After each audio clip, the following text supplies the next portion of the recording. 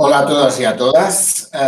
Estamos en un nuevo un videochat que tiene como hashtag, como elemento para diferenciarlo, pregunta sexualidad, porque tratamos un tema que no tratamos con suficiente profundidad muchas veces, pero que creemos muy importante. De hecho, hoy hay una persona, Ana en concreto, que dice: necesitamos más videochats como este porque es necesario hablar de sexualidad con normalidad para todas las edades, los más mayores por falta de información que han tenido en su educación y por los más jóvenes por la información que están recibiendo a través de redes sociales y el acceso al porno desde muy tempranas edades, ¿no?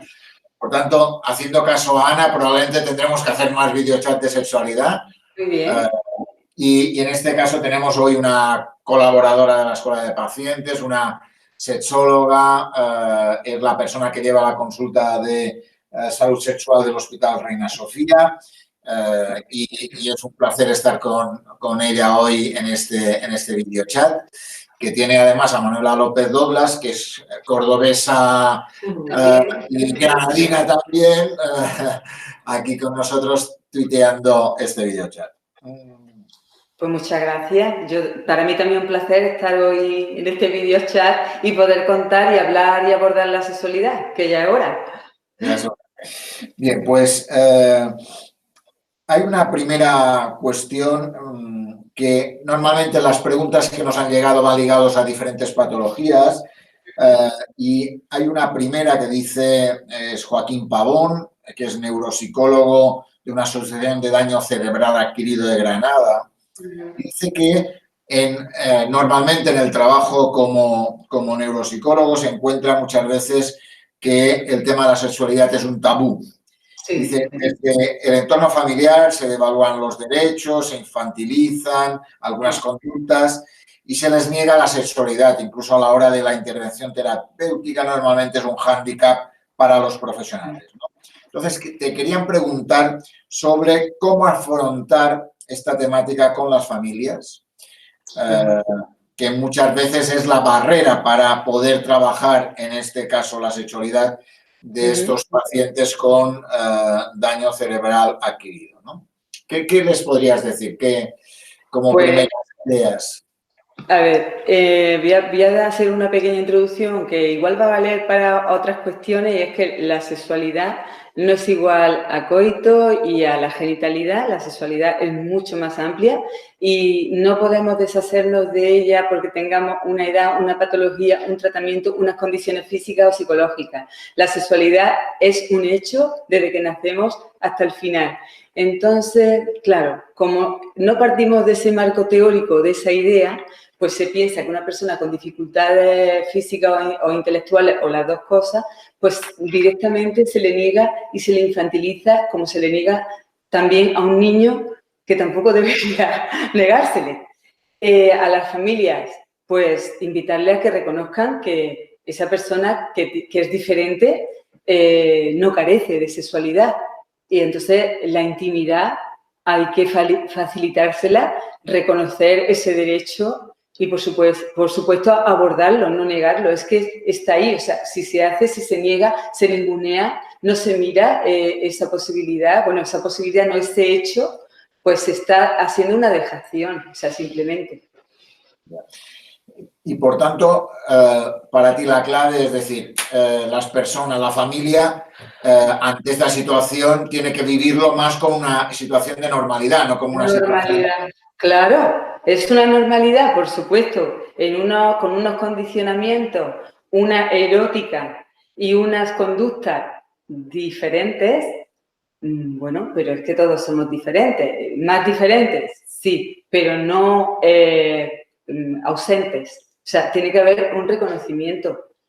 Es a veces miedo, yo creo, por parte de las familias. A veces sienten miedo, ¿no?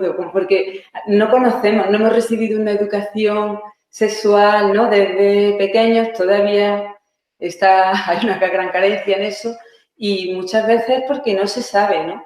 Y es mucho más fácil, pues, manejarnos con lo que conocemos y no entrar, no se aborda. A lo mejor se habla a hurtadillas, ¿no? Le he visto tocarse, o se toca, o le he visto...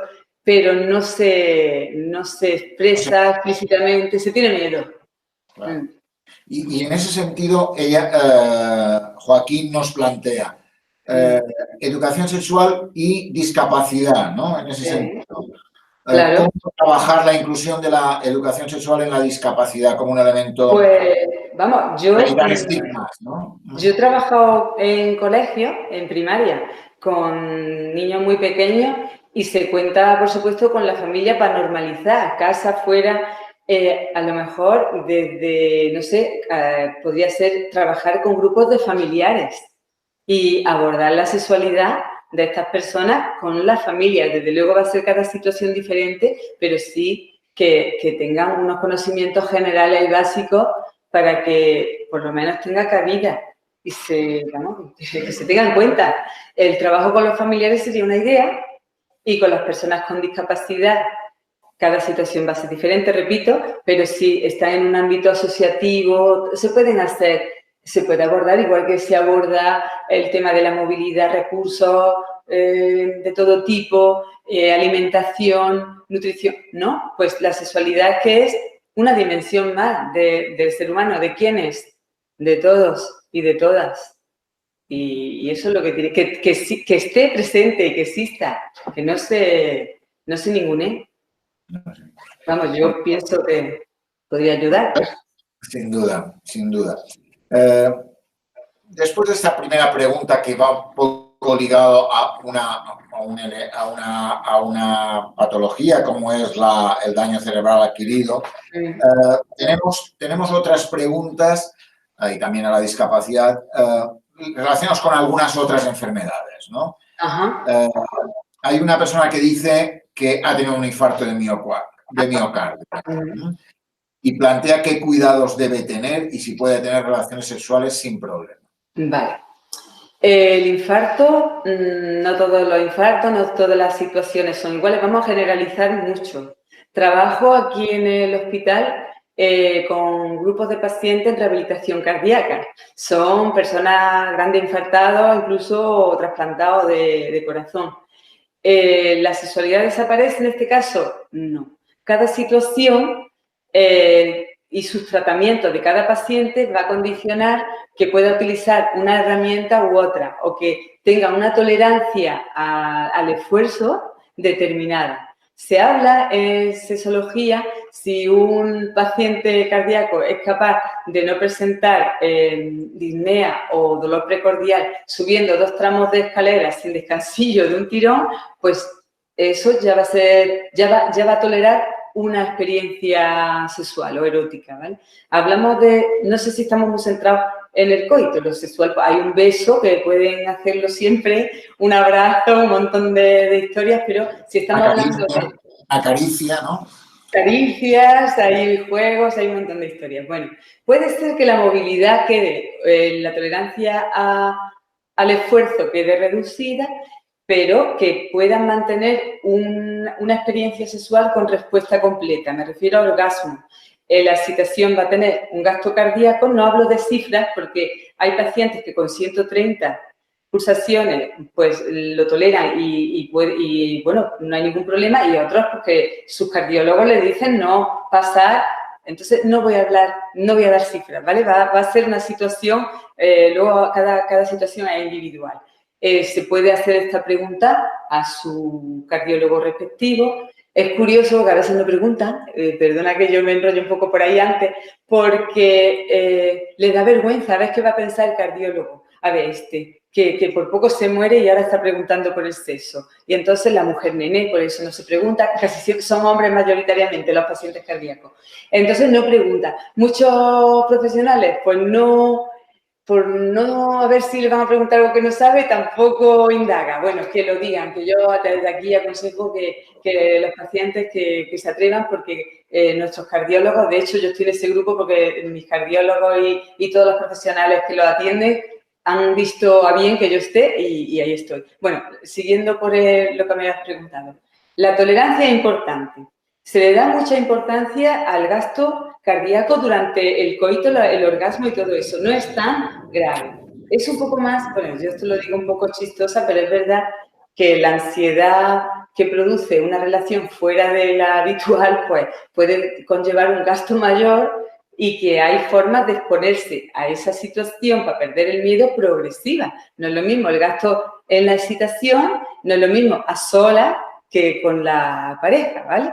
Y también, a lo mejor, tiene que haber, para que pueda ser posible sin sentir tanto cansancio, que las posturas que se adoptan durante el encuentro, pues, bueno, pasen a ser un poquito más pasivas. Eso también pasa con pacientes con EPOC, que ahora, bueno, podría hablar un poquito más de eso, porque hay parejas que están acostumbradas a ciertas formas de coito, muy rígidos, muy siempre arriba, abajo, no sé si se me está entendiendo muy bien. Entonces, bueno, pues esto a veces hay que modificar, hay que ajustar a la nueva situación el repertorio erótico sin miedo. Y sí, pueden tener relaciones sexuales, la pregunta que me hacía. Luego, hay medicación que impide que se utilicen ciertas herramientas, como algunos medicamentos para la disfunción eréctil, pero hay también herramientas que son mecánicas, como la bomba de vacío para la disfunción eréctil, y también existen cremas y spray de acción local que no tienen interacción con los medicamentos y pueden ayudar cuando se presente disfunción eréctil, ¿no? Que es una problemática que suele ser frecuente. Muy bien, por tanto, variedad hay mucha y posibilidades todas, ¿no? Muchas, sí, que no tiren la toalla, que no tengan miedo. Esa es la clave que te quería preguntar. Muchas veces va muy ligado al miedo, ¿no? El esfuerzo me generará otro infarto, voy a por, ¿no? Esa imagen de la película de que alguien tiene algún problema cardíaco en medio de un coito, ¿no? En ese sentido. Vale. Decía una persona relacionada con este tema un día, bueno, que ya sabiendo dónde podía llegar, primero por su cardiólogo, ¿no? Que le dicen cuál es su tolerancia al esfuerzo y hasta dónde. Al principio siempre les dicen, puedes andar, no puedes correr, luego puedes correr, porque la rehabilitación hace que lo que no se pueda en un principio, luego sí suceda. Bueno, puede ser una persona, dice, bueno, si se tiene que follecer, se follece. Y yo esto, bueno, como un chiste, ¿no? Pero que tampoco, que teniendo conocimiento no es tan grave el asunto. Sí. Muy bien, muy bien. Bien, tenemos ahora algunas preguntas sobre el cáncer, ¿no? Hay varias que rodean al cáncer, ¿no? Y una primera dice, ¿cuándo una persona con cáncer no debe tener sexo? Bueno, a ver, Joan, siempre tenemos sexo, ¿no? Con cáncer, sin cáncer, el sexo no es lo que se hace con los genitales, ¿no? El sexo es aquello que nos sexúa, nuestro cuerpo, la genitalidad, los cromosomas, ¿vale? Hay un lenguaje sexológico que no se conoce, pero es verdad que, bueno, no me voy a poner ahora, yo creo que la pregunta la entiendo, ¿cuándo se puede tener coitos, ¿no? O relaciones sexuales, ¿no? Con el cáncer. Primero, a ver, con el cáncer, es un proceso. Hay muchos cánceres y sus tratamientos. ¿Afectan? Sí. Entonces, a veces lo que se tiene ganas es de ternura, de abrazo en algunos momentos, de apoyo, de escucha, de acompañamiento. Y otras veces, pues, incluso, bueno, pues de ir más allá, de tener relaciones sexuales. Las ganas, la motivación y el apetito es fundamental. O sea, más que el proceso en sí, afecta como cada cual se sienta, ¿no?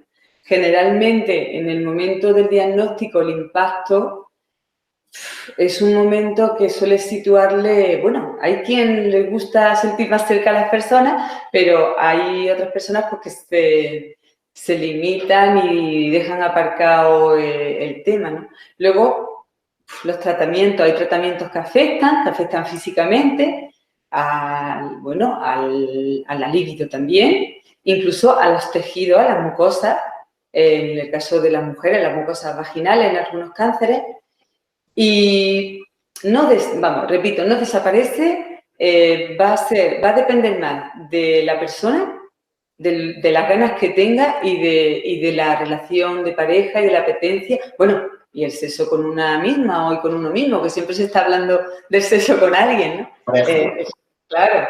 Y no de proceso, pero sí es importante, eso sí me gusta señalar, que sería bueno que junto al diagnóstico se les cuente a las personas que están padeciendo un proceso de cáncer de cualquier tipo, pues cómo le puede afectar, igual que se les explica cómo le puede afectar en otros ámbitos de su vida, también en la sexualidad, estaría bien. Fundamental. Yo creo que lo has contestado a esta pregunta que nos hacen, ¿no? Dices, ¿los tratamientos contra el cáncer pueden causar problemas sexuales en las mujeres? Tú has hablado de sequedad vaginal, ¿no? De alguna forma, ¿no? Sí, Pero... sí. Me voy a parar aquí un poquito porque eso en general, pero a las mujeres en concreto, pues claro, algunos de los tratamientos producen lo que son menopausia o quirúrgica o químicas, ¿no? Entonces, a veces ya se era menopáusica, pero la situación todavía puede empeorar más en el sentido que los tejidos, la mucosa vaginal, las hormonas que de alguna manera nutren las paredes vaginales dejan de estar presentes. Y luego si también hay un aparque, bueno, se aparca y se deja de utilizar los genitales, todo lo que se deja de utilizar se atrofia, se tiende a atrofiarse. También el gustillo también se atrofia. Entonces todo eso produce que muchas veces llegan a consulta, claro, que a lo mejor llevan un año y pico con la quimio, con la radio, ahora hacen la braquiterapia cuando se hace para cáncer de útero, endometrio, pues es muy cerca de la vagina y afecta, y entonces sí se afecta. ¿Se puede hacer algo? Sí, se debe. Y se debe antes de empezar con los tratamientos, durante y después. Y hay herramientas que no son compatibles, no hacen ningún daño y van genial, genial. Que si quiere ahora cuento, no me quiero enrollar tanto. Muy bien. Hablaremos un poco de eso porque me parece muy importante para la gente en ese sentido. De todas formas, una persona pregunta, ¿qué pasa con el sexo si tengo cáncer de mama? Ajá. Bueno, hay personas, es que cáncer de mama, fíjate, cada cáncer tiene, como yo digo, su nombre y su apellido. Y hay algunas mujeres que la intervención quirúrgica, pues bueno, se tienen que someter a una mastectomía, otras que no, un cuadrante, otras que no. O sea, los aspectos que se consideran relacionados con el cáncer de mama más estéticos, actualmente cada vez se dan menos. Lo estoy viendo en consulta a lo largo del tiempo porque cada vez la cirugía es más conservadora. Claro. Y casi les preocupa más al principio la caída del pelo, ¿no? Eso, y bueno, hay muchas pelucas porque el tema estético está muy relacionado con la autoestima y también la actitud que tenemos a la hora de pensarnos eróticamente con el otro, con la otra, ¿no?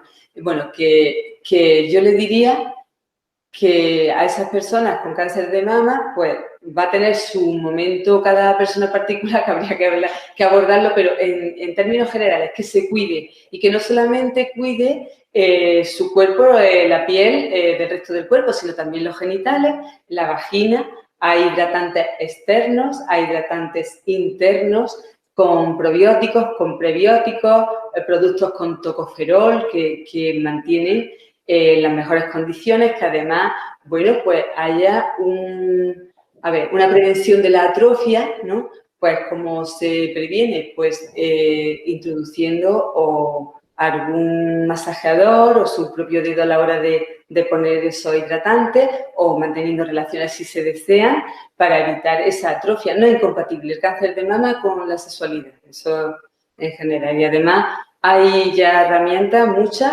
que palían esos perjuicios que producen los tratamientos.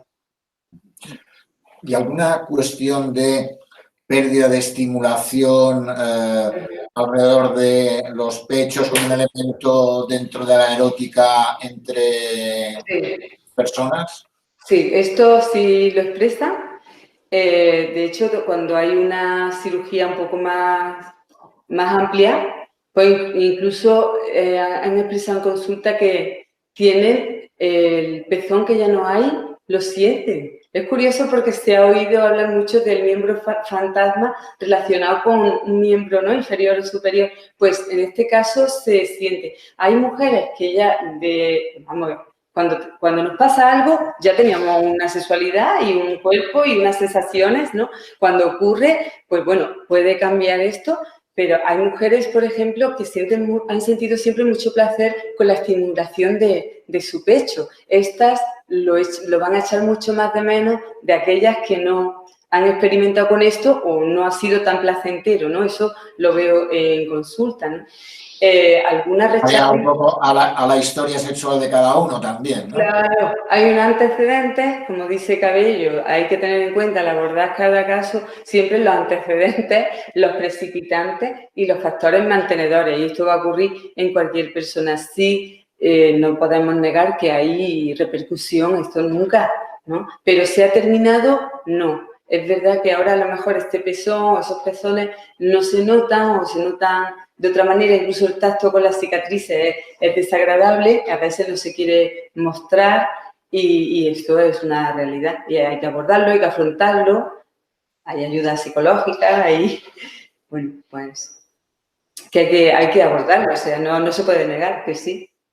En ese sentido, por tanto, deberíamos decirle a una persona que pregunta si sexo y cáncer son compatibles, es evidente que la vida misma, ¿no? Mira, Joan, es como si a ti te preguntan, ¿comida y cáncer es compatible?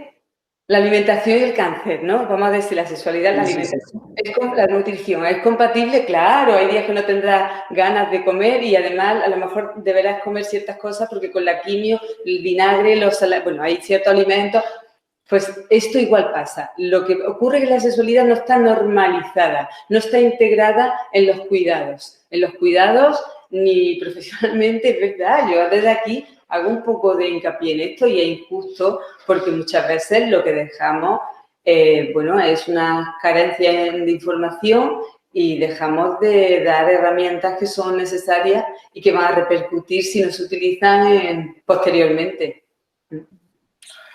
Tenemos dos preguntas o algunas preguntas relacionadas con cáncer de próstata. Próstata, cáncer de próstata, sí. Una es, hay una persona que pregunta si es posible alcanzar el orgasmo después del tratamiento de cirugía de cáncer de próstata y dice que le preocupa. No sé, no cuenta su situación, pero puede ser. A ver, en este caso su urólogo es quien más le puede informar de el alcance que va a tener o la repercusión que va a tener la cirugía concreta. No todos los cánceres de próstata van a afectar de la misma manera, porque el cáncer de próstata a veces se trata sin hacer una cirugía radical e incluso pues puede ser que ni siquiera se presente disfunción eréctil.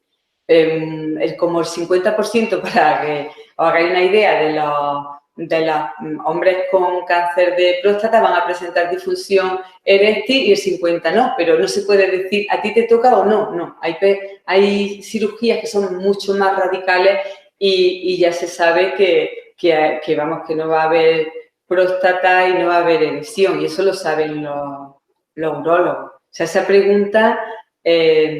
yo le diría a esta persona, si lo pregunta por una futura cirugía que tenga planteada, que su urólogo le va a informar de hasta qué punto y qué puede encontrar. Y hay tratamiento, incluso aunque bueno, tenga una afectación X, se puede recuperar posteriormente en algunos casos, en otros, pues no. También puede ser una limitación. Y hay otra pregunta, dice, ¿cuáles son las causas de las alteraciones sexuales en el cáncer prostático? Las causas de las alteraciones, bueno, es que depende de la amplitud de esa cirugía. A veces incluso la radio también puede hacer mucho daño y dejar, pues claro, sin la vascularización disminuida. Luego también la comorbilidad a veces también, ¿no? En un paciente diabético no va a ser lo mismo que una angiopatía diabética previa con los tratamientos, si es un paciente hipertenso, si tiene otra. Pero en el tema de próstata hay una gran diversidad, porque tengo experiencia en eso que me he encontrado pacientes que ya han sido intervenidos con una respuesta sexual sin ningún problema y una libido sin necesitar ninguna ayuda para nada, y otros pues que no. Incluso pacientes en donde en un primer momento el tratamiento ha sido menos agresivo y con el tiempo pues se ha tenido que instaurar una quimio, que a veces, bueno, ahora hay un tratamiento orales que también producen una disfunción ya eréctil de por vida. Y entonces, bueno, es una mala cosa, pero habrá que afrontarlo cuando sucede. Y eso lo va a saber el urólogo en función de cada caso. Cada caso.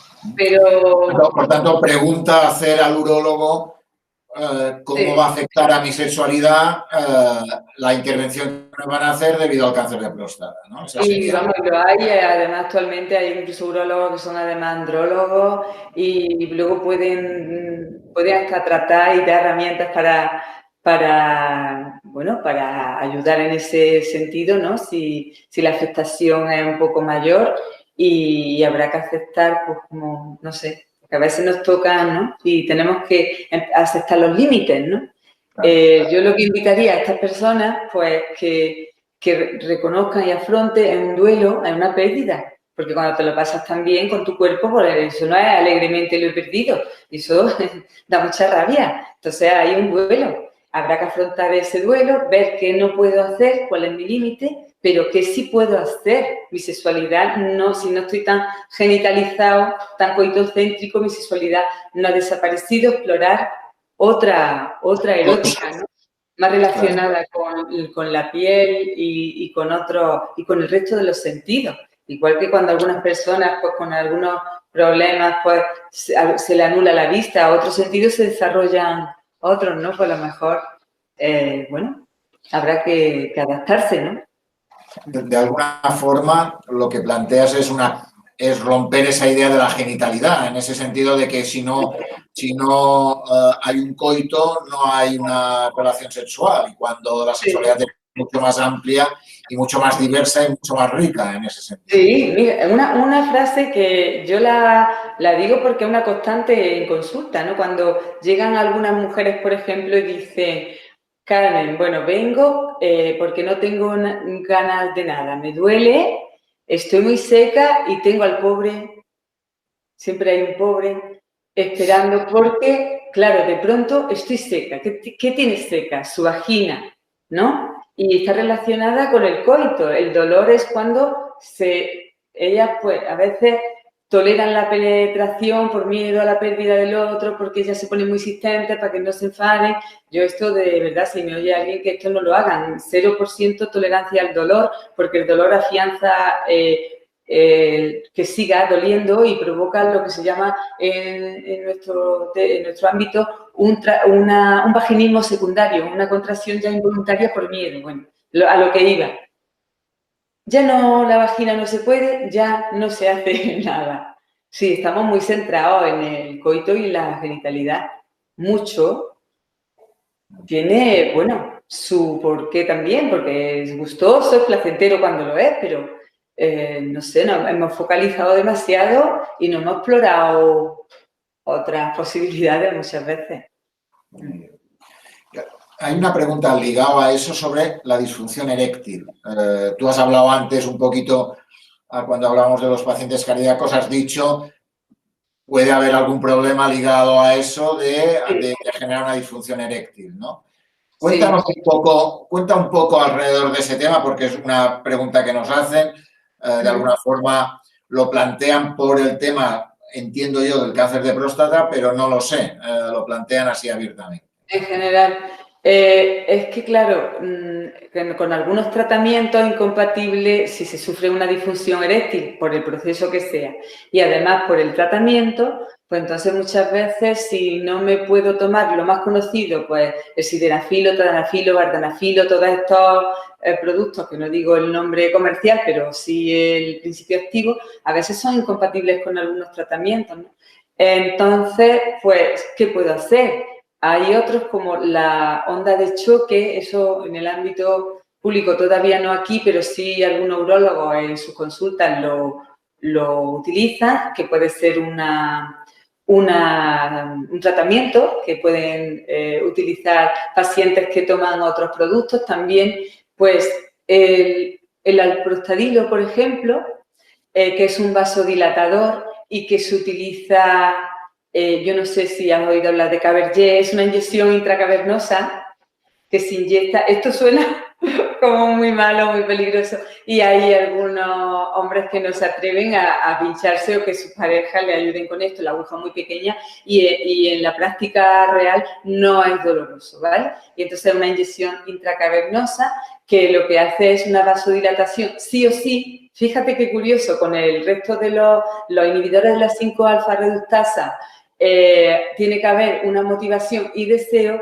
y cuando se utiliza el alprostadilo o estos vasos, esta prostaglandina, que son vasodilatadores, no es necesario ni el deseo, o sea, se dilata, ojo, si no hay ninguna situación vascular que impida que se produzca, ¿vale? Estamos hablando de posibilidades, de que exista la posibilidad, ¿vale? Entonces, se puede usar Cabergé, que es la inyección intracavernosa.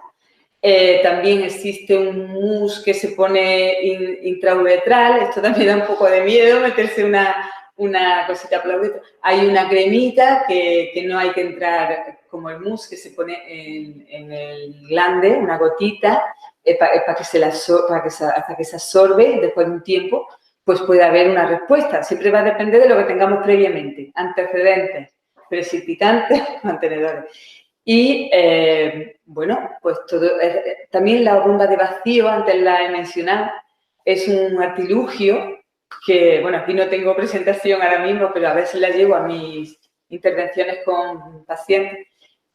Un artilugio que simplemente es un succionador, entonces acumula sangre en el pene, se pone una anilla en la base y se mantiene una erección durante un tiempo. No se puede tener mucho tiempo para no necrosar y dejar ahí la sangre estancada. Hay que observar que el tiempo no puede ser muy prolongado, pero puede producir un pene con una posibilidad de coito, de penetración. Por tanto, posibilidades hay muchas en ese sentido, ¿no? Sí, hay posibilidades. Es que a veces no se pregunta.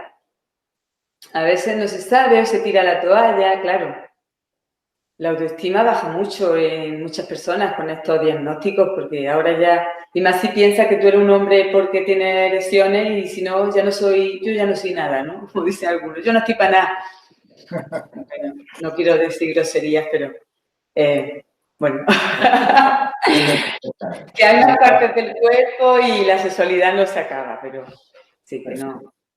Hay una pregunta sobre relaciones sexuales y leucemia.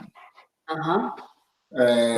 ¿Cómo afecta el tratamiento de una leucemia a las relaciones sexuales presentes y futuras? Plantea. Futura. Esa pregunta es muy interesante porque además los pacientes con cáncer hematológico pasan por como 3 fases.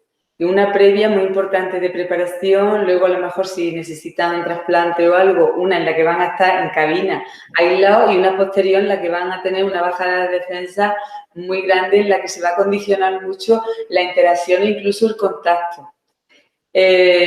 Aquí en el Hospital Reina Sofía, la supervisora de la unidad de cáncer hematológico, pues ya me ha invitado en 2 ocasiones a abordar el tema y son súper agradecidos porque es cruento por la gran preparación que lleva antes, por lo que el aislamiento que muchas veces es necesario en la fase en la que están con el trasplante recién y posteriormente también. Afecta pues a mucho, incluso, bueno, la información fundamental, que se sepa y que se hable de esos efectos que va a tener esos tratamientos en su cuerpo y en su vida en general y también en la sexualidad. Que se le facilite información y cuidados. ¿Se puede cuidar? Pues de nuevo, sí, para paliar esos efectos en la piel, igual que para el resto de los problemas que están relacionados. Facilitar a estas personas, sobre todo cuando están en aislamiento, que se tiran a veces muchos días, facilitar intimidad cuando tengan pareja en las visitas. Es muy importante, la sexualidad no desaparece, incluso aumenta aumenta las ganas de ternura, de cercanía, de abrazo. Es mucho más, es muy reconfortante. Entonces, facilitarlo.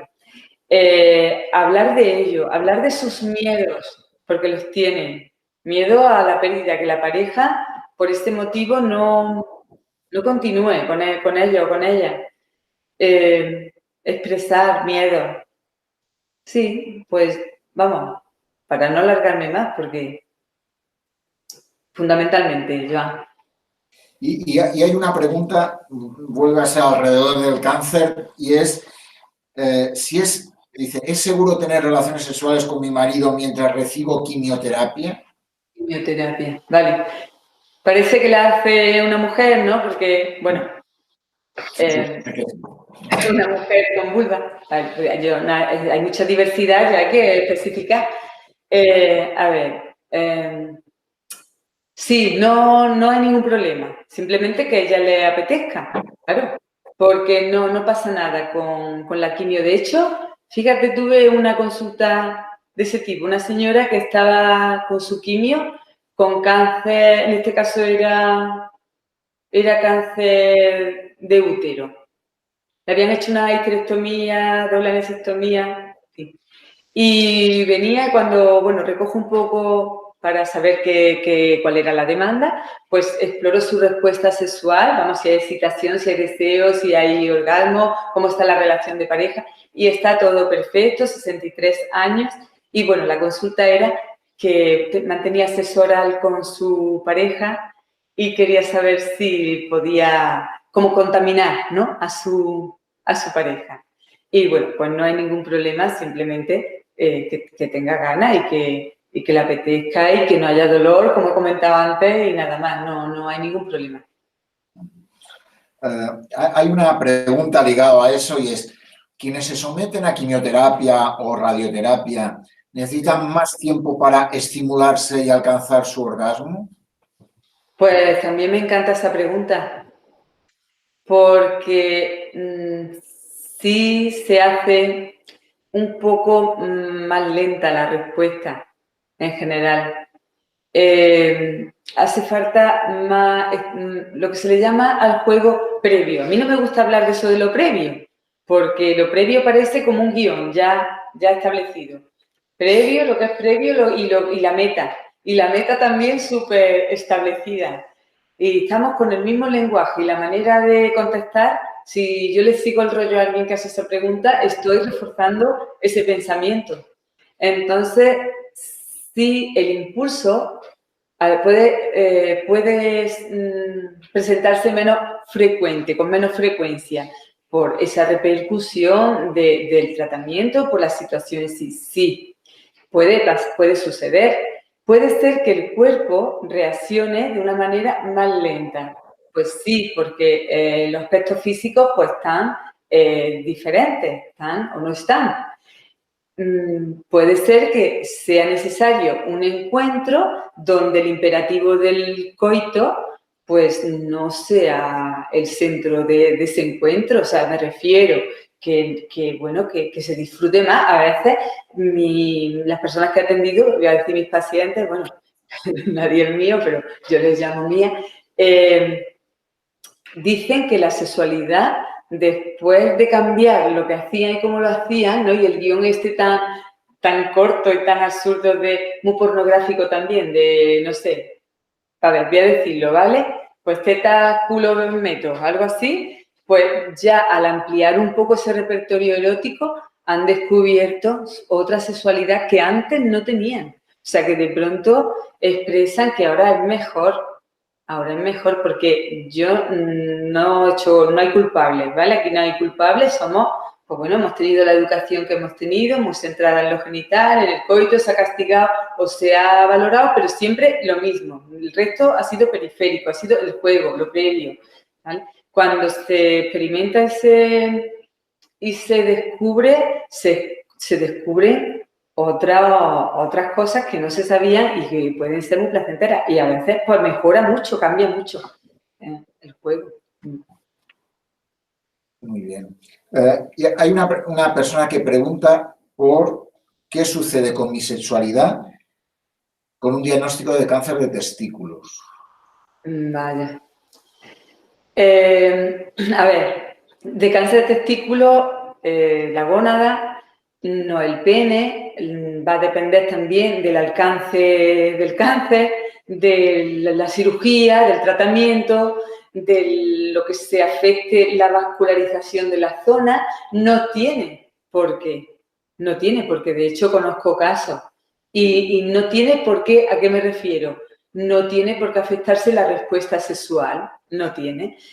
Va a tener un testículo menos, sea un testículo, sea dos, bueno, pues eso ya hablamos de otra cosa, porque tiene mucho que ver, bueno, la espermatogénesis pues se va a afectar. ¿Le va a afectar en lo reproductivo? Pues sí, no sé si va a ser posible la reproducción natural, eso sí.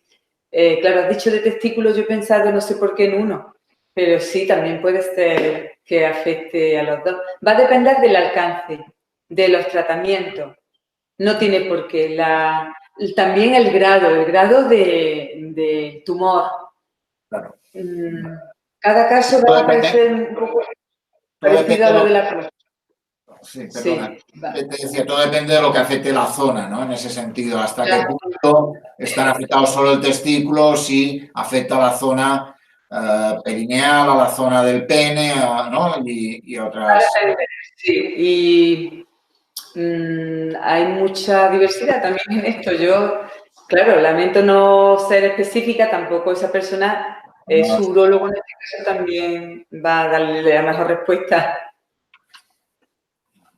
Y hay una pregunta ligada a fármacos y lubricación vaginal o erección del pene, ¿no? ¿Pueden interferir la lubricación por un lado o la erección por otra? Es decir, ¿los fármacos afectan de alguna forma en alguna de los comportamientos sexuales? Sí puede afectar. Algunos, vamos, y fármacos ya no nos vamos a centrar tanto en el cáncer, ¿no? En este caso es más abierto, ¿no? Fármacos en general. Está abierto, sí. Claro, pues hay antidepresivos, muchos psicotropos afectan en la libido también, en la tumescencia peneana, en el deseo, ¿no? Me refiero a algunos fármacos en la función, vamos, en el grado de erección del pene, algunos anulándolo, y tanto en hombres como en mujeres, ¿no? También, no solamente el fármaco, algunos procesos que ya no son cáncer, como por ejemplo la diabetes. La diabetes produce una angiopatía, tanto en el hombre como en la mujer, está más abordada la del hombre, porque es más notorio, ¿no? Lo de la disfunción eréctil, pero en la mujer también, incluso afecta la sensibilidad.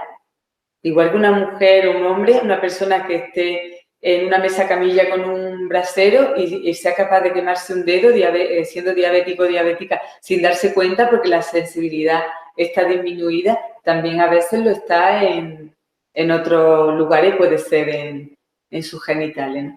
Es importante y puede ser hasta un predictor. El síntoma, o sea, el síntoma me refiero, una disfunción eréctil sin una explicación conocida que se presente en una persona con pene, pues es ya un motivo de consulta, porque puede ser un síntoma centinela, puede ser, está pasando algo. No una vez, no una vez, porque, bueno, se habla un gatillazo o una racha, el pene no siempre tiene que estar erecto si no pasa algo, pero si es persistente, de pronto, sí, puede ser un motivo de consulta. Y en la diabetes, que no me quiero ir, el mantener unos niveles de glucemia adecuados va a repercutir con que no se afecte tanto su respuesta sexual ni su cuerpo en general. Puede ser una motivación para invitar a que los pacientes tengan más adhesión a los tratamientos y se cuiden más. Y bueno, fundamentalmente psicotropos, fármacos para la atención, que va, a ver si se me ocurre alguno más. Bueno, el tamoxifeno en las mujeres, bueno, he dicho una marca. Los inhibidores hormonales también afectan a la respuesta sexual, tanto en mujeres como en hombres. Lo que sí pueden hacer, si vamos a ver, si el fármaco que están utilizando le afecta, puede consultar esto a sus médicos de familia porque quizás pueda encontrar algún otro que afecte menos y que sea también, que trate la patología, o sea, que lo pregunten porque, a ver, hay posibilidades y a veces el médico lo que no sabe es si le está afectando o no. Nadie habla del tema y se sufre. Entonces, mejor decirlo y muchas veces hay alternativas o ayuda a compensar, ¿no?, el efecto del fármaco. Bien. Hay una pregunta ligado ahora a la fibromialgia, ¿no? Y es una pregunta, entiendo, de un hombre porque dice, ¿es cierto que con la fibromialgia dice mi mujer que no tiene ganas y que el cuerpo le duele todo? Muy bien. Bueno, afortunadamente, no sé, he trabajado también con mujeres con fibromialgia. De hecho, hay una asociación aquí que se llama COFI, con la que he trabajado varias veces y hemos hecho hasta talleres de 9 o 12 horas y se ha abordado la sexualidad con ella. Y en mi experiencia, ¿duele? ¿Hay dolores? Sí, hay muchos dolores. Hay dolores constantemente, hay tratamientos y hay veces que no duele. Un orgasmo, por ejemplo, en una mujer con fibromialgia le puede incluso aliviar el dolor durante las 2 horas tras el orgasmo. Lo que pasa es que no siempre se tienen ganas a veces por el dolor.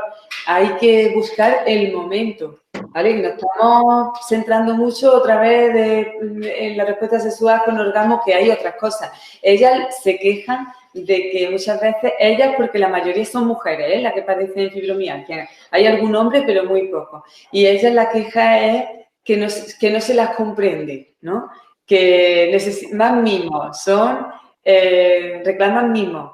Y menos centrarse a lo mejor en que haya eso, un encuentro con cópula, con coito, lo que se le suele llamar completo, la relación completa, que eso no es así, completo, un beso bien dado es muy completo. De hecho, la oxitocina sube mucho con un beso en la boca bien dado, que lo digo yo. Entonces, bueno, ella reclama sobre todo ternura. Entonces, gana. Es que la pregunta es, gana. A ver, ¿ganas de qué? Había que preguntar, ¿gana cuál es la oferta? ¿Cuál es la oferta?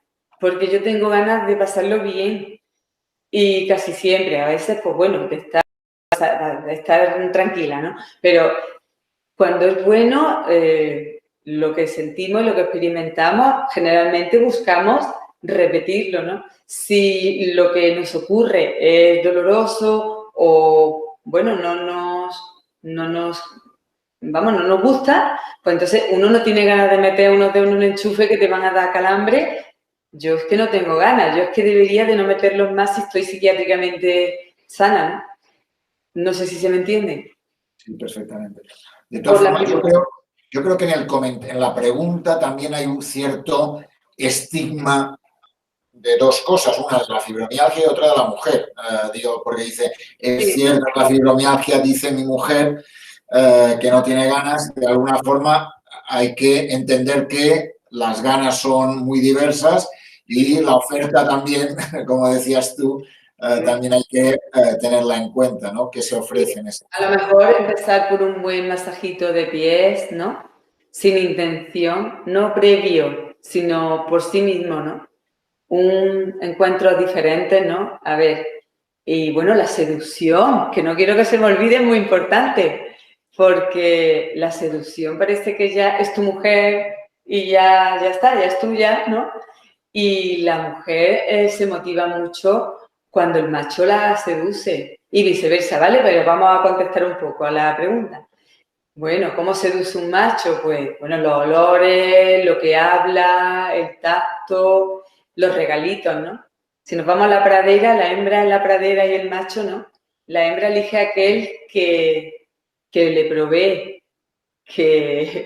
con el que se siente segura, no con aquel con el que va a sufrir, va a pasar un mal rato, o debo de. También las mujeres, cuando los machos insisten mucho, ¿vale? Vamos a hablar un poco así, en esos términos, espero que nadie se ofenda, se le crea una ansiedad de rendimiento como que tengo que, y hay hombres que hasta ponen una señal en algún sitio cuántos días pasan sin hacer aquello que siempre hacen, ¿no? Entonces, ellas se sienten presionadas y eso actúa inhibiendo el deseo. O sea, actúa al revés. Yo les diría un truco, que ellos no, vamos a ver, no expresen eso y que se le ocurren en el campo de la seducción. Se le ocurren por ahí. Van a conseguir mucho más. Y que el grano, ¿no? Como dice, siempre va al grano. A ellas se quejan a veces de eso, ¿no? El grano. Siempre que siempre va al grano. A ver, si es que no me sabe tocar, ¿no? Bueno, pues aprendamos a tocar. ¿Cuántas cosas importantes, ¿no? ¿Cuántas cosas importantes uno se pierde por ir al grano, ¿no? Allá, eso de que va al grano, claro, es normal, ¿eh? Tampoco vamos a culpabilizar a nadie, es normal la libido, el impulso sexual generalmente, porque si eso es la respuesta más rápida en el hombre, ¿no? A veces veo ya, o pensamiento, las mujeres necesitamos que nos cuadre a veces más variables, que más aspectos nos encajen. Si por la mañana pues ya no nos ha ocurrido algo, o una mala palabra, un gesto, o algo que no nos ha gustado, la verdad que ya no nos motivamos, ¿no? Y la satisfacción cada uno es responsable de la suya, no, nadie tiene que satisfacer a nadie, esto también quería comentarlo porque nadie tiene esa obligación de satisfacer, ¿vale? Lo que hacemos es compartir. Cuando se habla en pareja es incluso lo que se trata muchas veces cuando asesoramos, informamos a las parejas que acuden a consulta, que a veces vienen, a veces no, pero a veces vienen, es lo que hacen juntos, la relación. Entonces, es importante esa mirada a ese sitio común donde van a compartir qué se hace, cómo se hace, de qué manera, negociando los placeres, no imponiendo la necesidad de cada uno. El hombre, pues sí, el impulso más rápido, pero habrá que negociar. No es lo tuyo ni lo mío. Vamos a hacer ahí, a ver qué hacemos. Hablar, la comunicación, fundamental. Se hace más necesaria que nunca la comunicación. Y a veces están los dos, cada uno con su diálogo interno. No quiero molestar, algunos asustados con ella, no la quiero molestar, la pobre que también está con esto. Y ella pues no me hace, se me acerca. Ella a veces no me quiero acercar, no quiero despertar al monstruo, necesito un abrazo, pero si lo abrazo ya temo lo que va a venir después, el guión. No sé, si voy muy rápido, pero se me entiende un poco, ¿no? Muy bien. Bien. Hay una pregunta de una persona que tiene EPOC y dice hace una pregunta y dice, para mí el sexo es más problema que placer. Sí, puede ser porque, hombre, dentro de poco estamos en ello. También me voy a incorporar a grupos de pacientes con EPOC. Pasa igual que con todos los procesos. Hay situaciones y hay dificultades para el esfuerzo diferentes.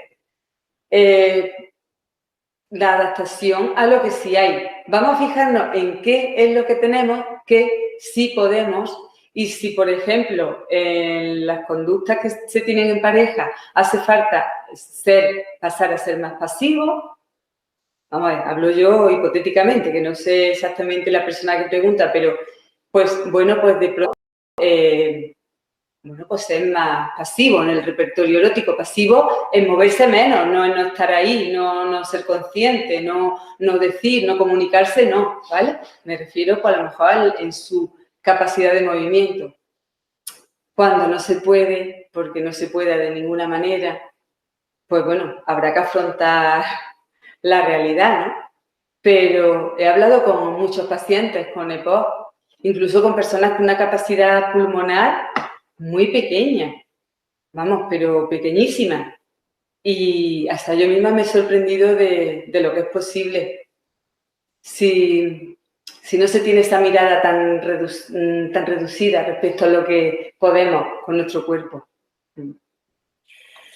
Muy bien. ¿Cuántas cosas uno tiene que aprender de sí mismo también, ¿no? Y de mirar a la otra persona de otra forma también, ¿no? Sí, descubrir la aventura, investigar. Las posibilidades son infinitas. Hay 7.500 millones de sexualidad en este mundo, tantos como habitantes, no hay una sexualidad. Es esa la cantidad de sexualidades. Cada una es mucho más diversa. Y casi para terminar, a no ser que quieras añadir otras cosas, ¿no? Yo creo que has comentado cosas que sirven para cualquier persona. Tenga una patología o no, haya pasado o no. Hemos comentado cosas que sirven para pacientes con cáncer o para pacientes con fibromialgia o para una persona que ha tenido un episodio cardíaco, etcétera, ¿no? Esta pregunta final habla de una perspectiva para abordar el tema con un niño de 10 años. Ajá, vale. Por tanto, cerramos con esa perspectiva, ¿no? Vale. De alguna forma es de la persona que al inicio yo he empezado con ella, que era Ana, que decía la importancia de ayudar a las personas mayores y a los más jóvenes, ¿no? Y por eso decía, si en el colegio empieza a recibir información de otros niños, claro, más referencia al porno que a una percepción sana. Y me preocupa cómo cambiar esas referencias, no solo de forma puntual, sino a lo largo de toda su adolescencia. ¿Qué le podríamos aconsejar o qué le podrías decir a Ana en esa pregunta o comentario que hace? Pues le agradezco mucho a Ana esa pregunta porque es fundamental la educación sexual y no tiene edad. O sea, ¿cuándo se empieza a hablar a un niño de la higiene? ¿Cuándo se le empieza a hablar de los hábitos alimenticios, de la seguridad vial? Pues desde que tiene uso de razón para entender lo que se le está diciendo y cada momento a su nivel. ¿Es transversal? Sí, la transversalidad muchas veces en la educación se ha tratado como un tema aislado y marginado y de verdad no se ha hecho transversalidad, sálvese quien pueda, ¿no? No en todos los casos. ¿Cuál es la edad? Pues todas las edades. Todas las edades, desde el principio hasta el final de nuestras vidas. Tenemos sexualidad siempre. Por supuesto, cuando está ausente, lo que se conoce sobre sexualidad se conoce a través de los iguales y los iguales a través de la pornografía, las redes.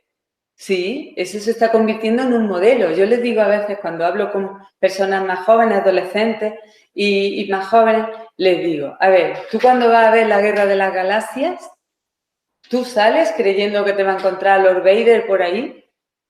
No. O cuando veo una película porno porque la ven, ¿tú crees que eso es la sexualidad? ¿Por qué lo crees? Eso es ciencia ficción. Sin embargo, no hay otro modelo. Vamos a hablar, no solamente nos vamos a limitar a cuando ya hay un riesgo de embarazo no deseado o de transmisión de infecciones, riesgo de infección sexual, pues resulta que es cuando vamos y apagamos fuegos, ¿no? Y damos esas herramientas.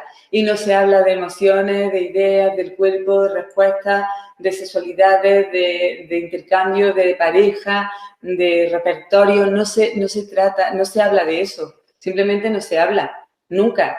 Entonces, claro, hay mucho riesgo. ¿Cómo se palia esa carencia? Haciéndolo. Yo escribí hace poco un artículo para una revista juvenil de aquí de la Diputación de Córdoba y invitaba a los propios jóvenes adolescentes a que reivindiquen y exijan una educación sexual, que la exijan, que tenemos derecho. Los derechos sexuales, que son 16 según la UAPS, incluye el derecho a los conocimientos, al conocimiento, al abordaje, y no se hace. Estamos incumpliendo un derecho humano, un derecho sexual, lo estamos incumpliendo porque venimos de una cultura donde era tabú, donde no se habla, donde es marginal, donde es escondida. Y bueno, eso tiene una repercusión. Claro. Y ya la estamos viendo. ¿Cuáles son las fuentes? Pues eso, las redes, el porno, vaya fuente. La educación. Eso probablemente, esa visión del porno probablemente fomenta aún más esa genitalidad que tú decías antes que hay que romper, ¿no? Esa idea de que la sexualidad es tan amplia, tan diversa, tan rica, que probablemente centrarla solo en la genitalidad dificulta el placer incluso, en ese sentido. Justo eso que tú dices. y crea un imaginario, un modelo sexual en nuestro imaginario totalmente ficticio. Muchas veces se aborda la sexualidad desde los primeros momentos con ese modelo y eso es lo que quiere, reproducir la intimidad. A ver, hártelo a mirar, porque la sexualidad es que es muy variable, varía en cada persona y, bueno, puede ser una fuente de fantasía la pornografía. Sí, te sirve como una fuente, pero como un modelo, nada más lejos. Tiene que haber una sexualidad, a lo mejor también en redes, también en internet, pero que eduque, que forme, que enseñe, que dé pistas, que sea de verdad, no ciencia ficción. Y adaptada a cada momento, a cada edad, ¿no? A padres también, a madres, para darle esa herramienta para que a su hijo, su hija de 10 años le pueda hablar sin miedo a decir algo, no sé, demasiado adelantado o no decir algo que debería conocer y hablar también de pornografía, porque está y abordarla, mira, esto está y lo vas a ver y esto no significa que sea así. Por ahí va la cosa, la educación sexual, la reivindico. Muy bien, pues reivindicando la educación sexual, tendremos que hacer un nuevo videochat para aumentar nuestros conocimientos, nuestra manera de entender, de ver, e incluso de hablarlo, ¿no? Porque muchas veces, como por una parte el miedo y por otra el tabú, genera que sea un tema del cual todos hablamos en petit comité y nunca en vivo y en directo, ¿no? Como tú lo haces con mucha gente, ¿no? Pues sí, yo estaré encantada y bueno, y ahí en Andalucía tenemos una universidad, la de Almería, que incluye un máster en sexología oficial, donde se forman a profesionales de que vienen de otras ramas y, hombre, que ahí y se investiga, ya hay unos conocimientos científicos que el discurso sexológico ya tiene una base que no está basada en creencias, sino en conocimiento. Entonces se puede abordar el tema desde todos los ámbitos con mucha propiedad. Muy bien, pues no sé si algo que quieras añadir. Ha sido un placer, Joan. Me han gustado las preguntas, hombre. Es que me siento cercana a esas problemáticas porque las abordo. Y entonces, bueno, eran preguntas que se hacía cada cual la que ha querido hacer, pero bueno, espero haber servido de ayuda, haber dado alguna respuesta, alguna pista a las personas que la han hecho y a las que, bueno, en un futuro o estén viendo este video chat. Espero haber sido de ayuda. Y muchas gracias a ti. Muchas gracias a ti, De la Escuela de Pacientes. Carmen, por estar, a Manuela, que ha tuiteado y por tanto en Twitter Preguntas Sexualidad están hablando sobre las cosas que tú has dicho. Y nada, que haremos otro, porque me parece que es un tema muy interesante, muy importante y que hay que poner encima de la mesa más veces de lo que lo ponemos. Sí, para normalizar. Hay que normalizarlo, normalizarlo, integrarlo, creo, eso. Sí, muy bien, gracias. Lo integraremos. Muchas gracias, Carmen. Muchas gracias a ti, Joan. Pues nada, hasta... John Carles, te digo Joan, pero tu nombre es John Carles, perdón, te lo he acortado. Joan, basta. Muchísimas gracias, Carmen, por haber estado con nosotros y haber dado muchas claves que pueden ser muy útiles y muy necesarias en este mundo. Y seguimos con nuestros temas, nuestros trabajos, nuestros talleres, nuestra vida, nuestros tweets a lo largo de todo este tiempo. Gracias por seguirnos. Hasta pronto.